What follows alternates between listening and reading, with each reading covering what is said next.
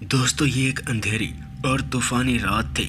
बंटी दिवाली के लिए अपने घर जा रहा था। उसने एक स्लीपर बस में टिकट बुक किया था जो उसे लगभग 6 घंटे में वहां पहुंचा देगी। वो बस में चढ़ गया और उसे अपनी सीट मिल गई जो बस के बाईं ओर एक खिड़की वाली बर्थ थी। उसने अपना बैग सीट के नीचे रखा और अपनी बर्थ पर चढ़ गया। वो काम पर लंबे दिन से थका हुआ था और उसे बस में कुछ नींद आने की उम्मीद थी। उसने पर्दे बंद कर दिए और पतले गद्दे पर लेट गया। बंटी कान में ईयरफोन लगाकर मूवी देख रहा था। समय गुजरता गया। देखते ही देखते उसने अपनी आंखें बंद कर ली और आराम करने की कोशिश की। उसे बस चलती हुई महसूस हुई और उसने खिड़कियों से बारिश की आवाज़ सुनी। वो आराम से इस समय सो रहा था। वो अचानक उठा। उसे अपने माथे पर ठंडा पसीना महसूस हुआ। जिसके बाद वो अपना फ़ोन चेक करता है तो पाता है कि रात के 2 बज रहे थे। उसे आश्चर्य हुआ कि वो कितनी देर तक सो रहा था। जिसके बाद वो खिड़की से बाहर देखता है और पाता है कि अंधेरे के सिवा कुछ दिखाई नहीं दे रहा था। बारिश रुक चुकी थी लेकिन आसमान में अभी भी बादल छाए हुए थे। उसे सभ्यता का कोई चिन्ह दिख नहीं रहा था। केवल सड़क के दोनों ओर पेड़ और खेत दिखाई दे रहे थे जो अब अंधकार में धीरे धीरे डूब रहा था। पूरा सुनसान दिखाई दे रहा था। उसे चिंता का एक दर्द महसूस हुआ कि वो कहाँ था। वो अपने गंतव्य से कितनी दूर था। ये सब वो मन में सोचे जा रहा था। जिसके बाद उसने ड्राइवर या कंडक्टर से पूछने का फैसला किया। फिर वो अपनी बर्थ से उठकर बस के सामने की ओर चला गया। उसने देखा कि बस में कोई अन्य यात्री नहीं था। सब के सब गायब हो चुके थे। केवल खाली सीटें और बर्थ थी। उसे अपने रीढ़ में ठंडक महसूस हुई।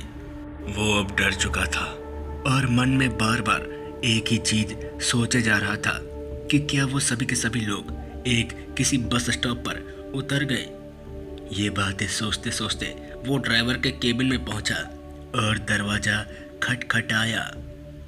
जिसके बाद थोड़ी देर तक सब कुछ शांत रहा। किसी ने कुछ जवाब नहीं दिया।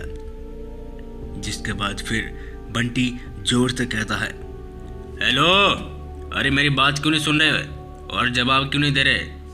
ये सारे लोग कहाँ चले गए? उसे आश्चर्य हुआ कि ड्राइवर जवाब क्यों नहीं दे रहा है। जिसके बाद वो ड्राइवर कैबिन का दरवाज़ा खोलता है तो जो देखा वो देखकर उसके पैरों तले जमीन खिसक गई क्योंकि वहाँ पर कोई था ही नहीं। ड्राइवर की सीट खाली थी और स्टीयरिंग व्हील अपने आप घूम रहा था। बस खुद कोई चला रहा था। जिसके बाद वो भयभीत होकर चिल्लाया और वापस अपनी सीट की ओर भागा। उसने अपना बैग उठाया और अपना फ़ोन ढूंढने लगा। उसने उसकी काफ़ी तलाश की लेकिन वो कहीं नहीं मिली। ये सब होता देख वो समझ गया कि ये सब भूत प्रेत का मामला है और वो बुरी मुसीबत में फंस चुका है। जिसके बाद वो सोचने लगा कि अब करे तो करे क्या। उसने फिर से खिड़की से बाहर देखा और दूर से एक फीकी रोशनी दिखी। ये किसी गांव जैसा लग रहा था। हो सकता है कि वो बस से कूदकर वहां भाग जाए। शायद उसे कोई मिल जाए जो उसकी मदद कर सके।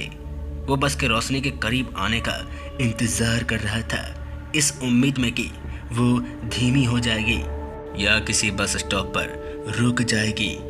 लेकिन ऐसा नहीं हुआ। उसे एहसास हुआ कि उसके पास चलती हुई बस से कूदने के अलावा और कोई रास्ता नहीं था। उसने खिड़की खोली और नीचे सड़क की ओर देखा तो पाया कि बाहर पूरा अंधेरा था। कुछ भी बंटी को दिखाई नहीं दे रहा था। ये देखकर वो सोचने लगा कि बस कितनी तेजी से जा रही है और वो कूदे तो कूदे कैसे, क्योंकि उसे पता ही नहीं कि बस कितनी रफ्तार में है। उसने एक गहरी सांस ली और खुद को कूदने के लिए तैयार किया।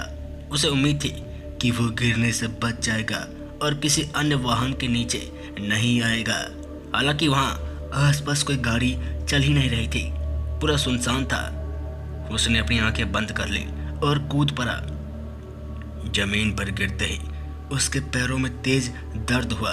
वो लुढ़क गया और खड़ा होने की कोशिश की, लेकिन वो खड़ा नहीं हो सका। उसके पैर टूटे हुए थे और उनमें से खून बह रहे थे। उसने ऊपर देखा और देखा कि बस उसे अंधेरे में छोड़कर तेजी से जा चुकी है। वो मदद के लिए चिल्लाया, लेकिन किसी ने उसकी नहीं सुनी, क्योंकि वहाँ आसपास कोई था ही नहीं। वो वहाँ अकेला और असहाय पड़ा था। समय गुजरता गया। देखते ही देखते वो तड़प कर मर गया और कहानी यहीं खत्म हो गई। दोस्तों, मुझे उम्मीद है कि आपको ये कहानी पसंद आई होगी।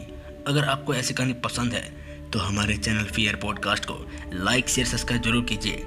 मिलते हैं ऐसी कहानी के साथ। दोस्तों, ये कहानी हमारे साथ शेयर की है पप्पू जी ने।